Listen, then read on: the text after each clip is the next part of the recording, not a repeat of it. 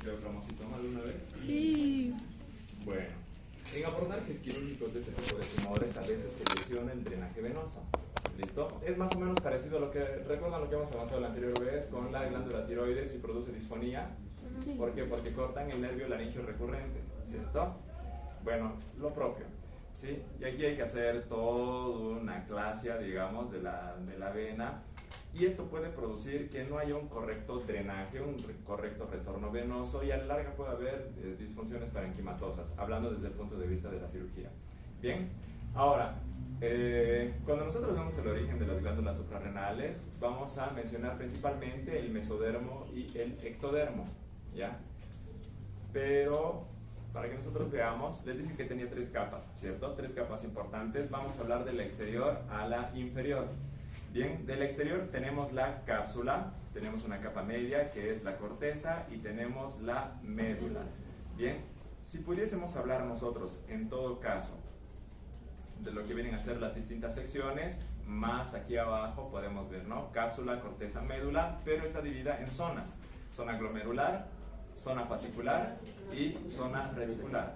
Bien, esta zona glomerular aproximadamente es el 15%, bien, de todo lo que viene a ser el espesor de la glándula suprarrenal. Esta zona fascicular abarca un 75% y esta zona reticular hace un 10%.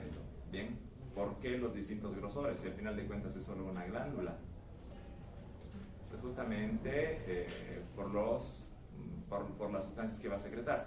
Bien, la zona glomerular tiene mineralocorticoides, principalmente la aldosterona, chicos. ¿Listo? La zona fascicular, ¿qué va a tener? Glucorticoides. Y aquí tenemos el cortisol. Bien, ya les va sonando, ¿verdad? El cortisol.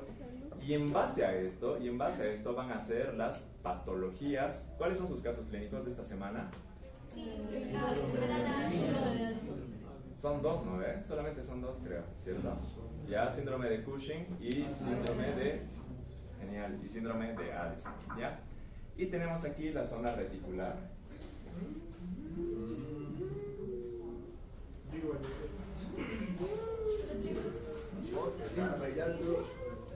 No, se les transforma ahí la carita, ¿verdad? Están por ahí riendo, llegan ahí. Bueno, y en la zona reticular, ¿qué va a suceder? Bueno, van a ser la secreción de los andrógenos. ¿Listo? ¿Listo? Y aquí tenemos y esto es un poquito difícil, parece un trabalenguas, de hidroepiandrosterona, ¿ya? De hidroepiandrosterona. ¿Listo? Bien, así como había, digamos, el eje hipotálamo, hipofisiario, tiroideo, también hay el eje hipotálamo suprarrenal. Bien, entonces tenemos el hipotálamo y va a secretar la CRH. ¿Qué es la CRH? Estimuladora. Ya, liberador de corticotrópico. Y la hipófisis va a liberar ACTH. ¿Qué es el ACTH? La adenocorticotropa. ¿Listo? Y estos van a actuar sobre la glándula suprarrenal y esta por excelencia, bien, va a liberar lo que viene a ser el cortisol. ¿Listo? Entonces es un glucocorticoide exógeno. No es un glucocorticoide exógeno, pero hay, ¿cómo se puede decir?, medicamentos que actúan en sinergia con el cortisol. Principalmente, a ver, ¿quién podríamos mencionar aquí? Asmáticos. ¿Qué reciben los asmáticos generalmente? Personas trasplantadas. ¿Qué más?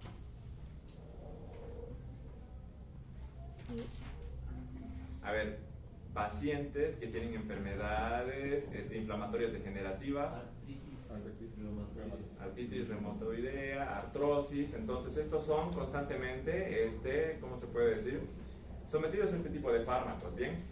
Y estos van a actuar generalmente como glucocorticoides exógenos, porque obviamente sí son glucocorticoides exógenos. Y recuerden, aquí va a ocurrir estos fenómenos que son retroalimentación positiva y lo que son la retroalimentación negativa. Entonces, una vez, en este caso, estos pacientes crónicos están sometidos demasiado tiempo a lo que viene a ser fármacos glucocorticoides, ¿qué va a pasar? O bien el hipotálamo va a dejar de secretar CRH, o bien la hipófisis va a dejar de secretar ACTH. ¿Listo? Ahora, esto es importante que sepamos justamente para que podamos entender tanto Addison como Cushing. ¿El Addison qué es? ¿Deficiencia o exceso? Deficiencia. Excelente. ¿Y el Cushing? Exceso. Bien. Eso es raro, ¿saben? Bueno, no es tan raro, pero sí es medio paradójico, porque si vos tienes un paciente crónico y lo estás tratando con glucorticoides, le puedes ocasionar cualquiera de estos dos, ¿ya? Uno, por el tiempo de tratamiento y la liberación prolongada de glucocorticoides, ¿listo?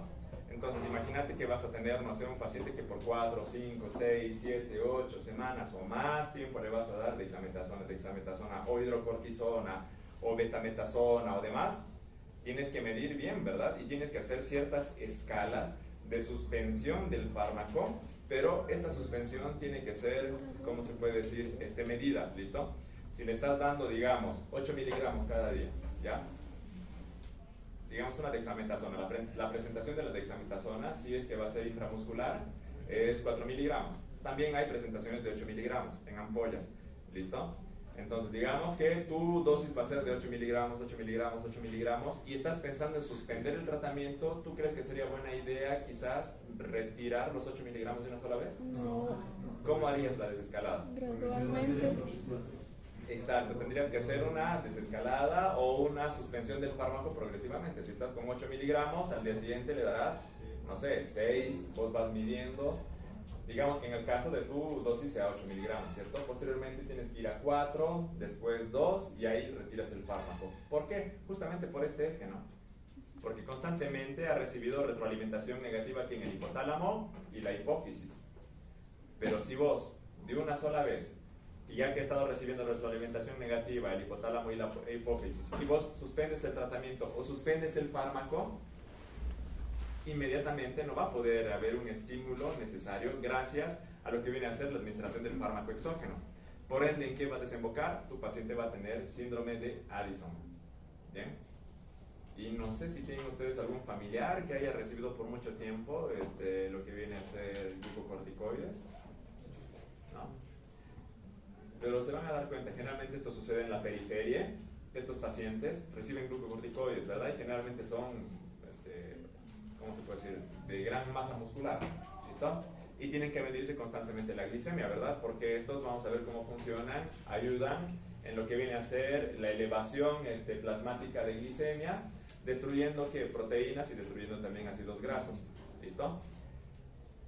Pero de la nada estos pacientes terminan su tratamiento y empiezan a perder masa muscular, hay una pérdida de peso, hay inapetecencia, no sé si está bien dicho, inapetencia, o sea, falta de apetito, ¿listo? Disminuye su ingesta, empieza a ver lo que son trastornos del ritmo circadiano, porque también el cortisol está ahí involucrado, ¿verdad? Entonces tienen largas horas de vigilia, no pueden dormir, ¿bien? Empieza a descender la presión arterial, entonces es todo un ramillete de síntomas que van a tener estos pacientes. Pero por el otro lado, ¿qué es lo que sucede? Pacientes que están recibiendo también demasiado tiempo este fármaco empiezan a tener todo lo contrario, ¿cierto? ¿Qué es lo que pasa o qué es lo que sucede? Empiezan a tener una excesiva masa muscular, bueno, no masa muscular, sino que masa corporal. Posteriormente a eso, ¿qué va a suceder? Estos pacientes van a empezar a tener zonas edematosas, no solamente en miembros inferiores o en miembros superiores, sino también viene algo que es natural, digamos, de la enfermedad, o es un signo importante en lo que es el síndrome de Cushing. ¿Y cómo es la cara? La facies se llama la facies de luna llena, ¿cierto? Hay una redistribución anómala de las grasas. ¿Qué viene a suceder también? Hay una pérdida de cabello, ¿no? De lo que viene a ser los folículos pilosos. Y hay una distribución también anormal de vello, ya sea en la zona púbica o también ya sea en las zonas, por ejemplo, de las axilas y demás. Y en el caso de las mujeres, que generalmente son más susceptibles a este cambio hormonal, empiezan a tener, ¿cómo se llama? Cuando crece el vello en zonas anómalas, por ejemplo, les empieza a crecer demasiado bigote, empiezan a tener vello en la parte del pómulo. ¿No han escuchado de esa enfermedad? ¿No? Me acuerdo y se los digo, ¿ya? ¿De acuerdo? Dice los DIF. Bien. Entonces, aquí las glándulas suprarrenales, ¿listo? Tenemos la corteza, hemos dicho que tenemos la zona glomerular, tenemos la zona fascicular y tenemos la zona reticular. Corteza y médula principalmente. La corteza viene del mesodermo y la médula viene del de la cresta, ¿no? endodermo. ¿Ya? Bien. Les dije, ¿verdad? La zona glomerular 15%, la zona fascicular 80% o 75% y la zona reticular tenemos un 5%. Aquí es importante, chicos, porque la zona glomerular va a ser la que va a liberar los mineralocorticoides y está relacionado obviamente también con el que vienen a ser los minerales y demás. Principalmente aquí está comprometido el sodio. Y aquí viene la aldosterona, que es nuestro objeto de estudio en los mineralocorticoides, porque es la que más va a intervenir en procesos importantes, como por ejemplo la regulación del sistema renina-angiotensina. Aldosterona, ¿recuerdan cuando hemos visto en Fisiología 1 cómo se activaba este sistema? Donde había receptores para el mismo, había quimiorreceptores y había barroreceptores, y todos estos estaban en la arteriola aferente o eferente. Exacto, en la arteriola aferente, ¿verdad? Posteriormente a eso, bueno, ya sea que haya una disminución o haya un aumento de sodio, se activaba este sistema para justamente el sodio excretado sea reabsorbido y asimismo pues empiece lo que es el ciclo de la renina-angiotensina aldosterona. Luego, la zona fascicular, bien, los glucocorticoides ahí, la hormona de excelencia es el cortisol. ¿Ya? ¿Qué hace el cortisol? Principalmente es hiperglucemiante. Por eso los pacientes que ya tienen una enfermedad de base, como por ejemplo la diabetes mellitus tipo 2, hay que tener cuidado al momento de suministrar este tipo de fármacos, ¿cierto? ¿Por qué? Porque estimula que la gluconeogénesis, o sea, en plasma va a haber mucho más glucosa, ¿cierto? ¿Mediante qué? Mediante la proteólisis, o sea, la destrucción de las proteínas y también de los ácidos grasos. ¿Por qué? Porque estimula la lipólisis. Exacto, la lipólisis. Pero también es un mediador inflamatorio y es por eso cuando los AINES tradicionales no funcionan en el efecto antiinflamatorio, ¿qué es lo que suministramos nosotros? Bueno, los fármacos de que les he mencionado hace un momento, ¿verdad? Principalmente es la dexametasona, ¿cierto?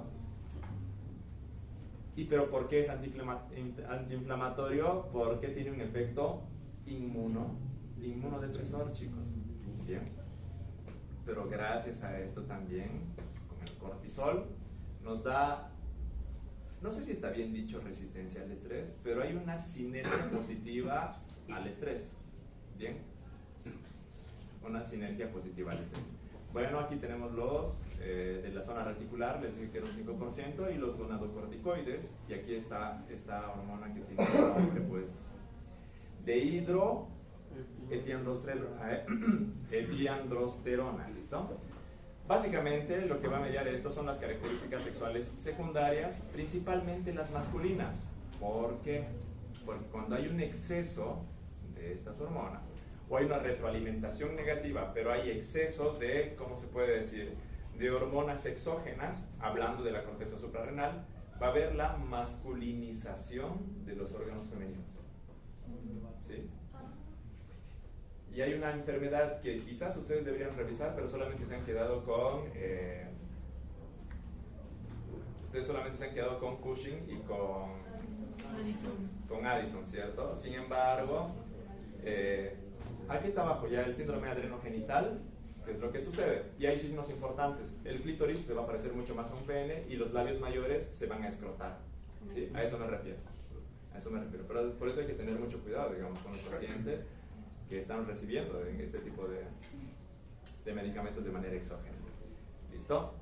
Y si vamos hacia la médula, vamos a tener las células cromafines. Aquí las catecolaminas y principalmente lo que viene a ser la adrenalina y la noradrenalina. ¿Listo?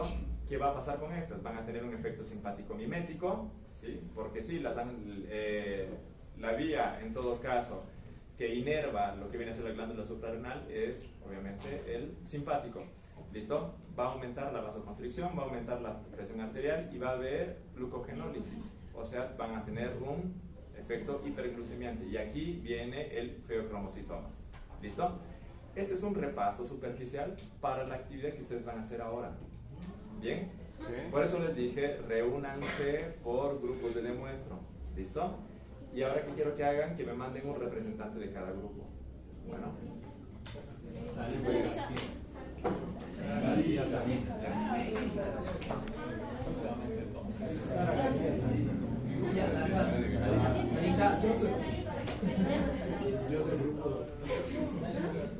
Por eso digo que ven